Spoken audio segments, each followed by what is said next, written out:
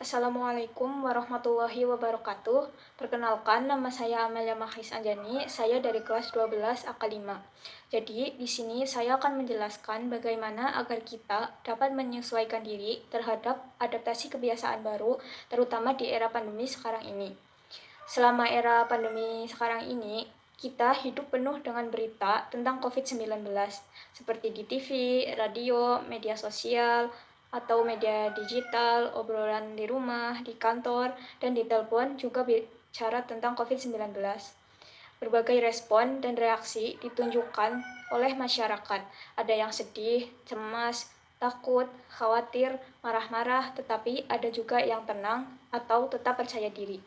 COVID-19 berhasil mengubah kebiasaan yang kita lakukan sehari-hari, baik di rumah, di sekolah, di tempat kerja, di jalan, dan dimanapun.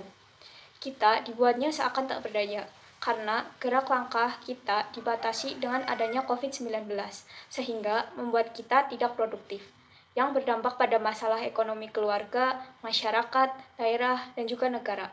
Penyebaran virus corona COVID-19 ditandai dengan munculnya gejala batuk pilek, flu, demam, gangguan pernapasan, namun ada juga yang tidak nampak atau muncul gejalanya, dan dalam kondisi parah bisa menyebabkan gagal napas dan berakhir pada kematian. Penularannya melalui droplets atau percikan batuk dan bersin. Virus dapat berpindah secara langsung melalui percikan batuk atau bersin dan napas orang yang terinfeksi yang kemudian terhirup oleh orang sehat.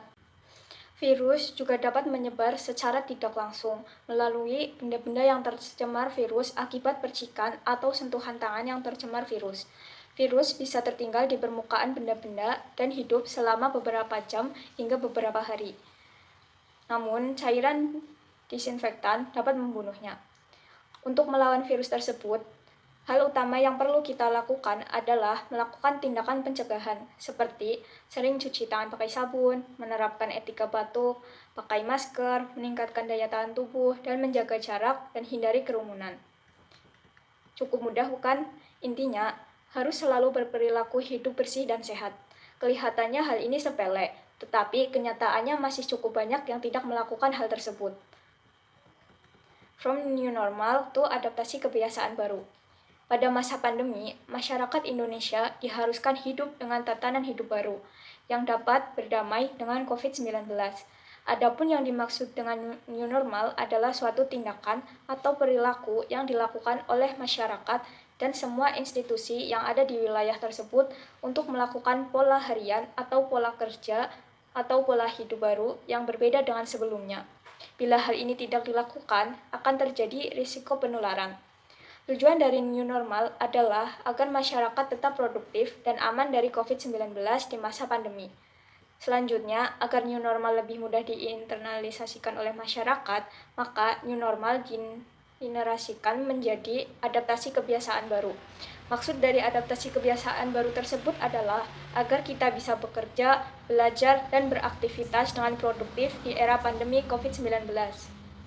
Perkenalkan, nama saya Anissa Dwi Andini. Saya dari kelas 12 Analis Kesehatan 5. Di sini saya akan melanjutkan materi tentang penyuluhan kebiasaan hidup di era new normal.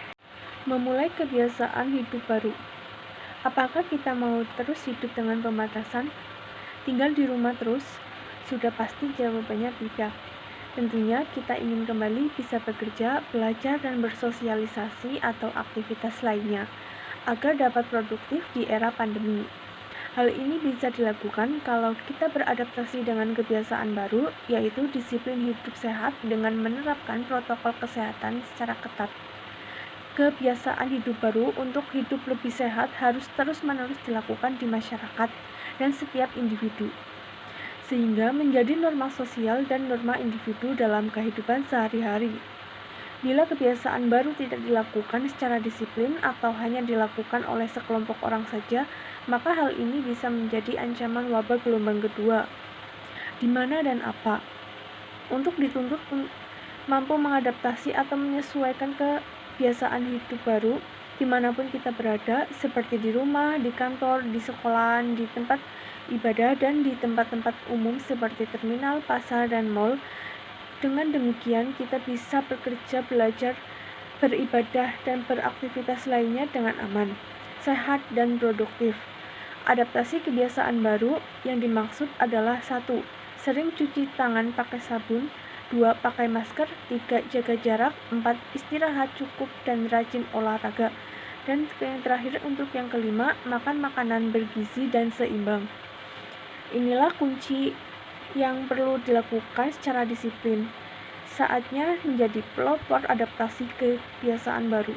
Terima kasih.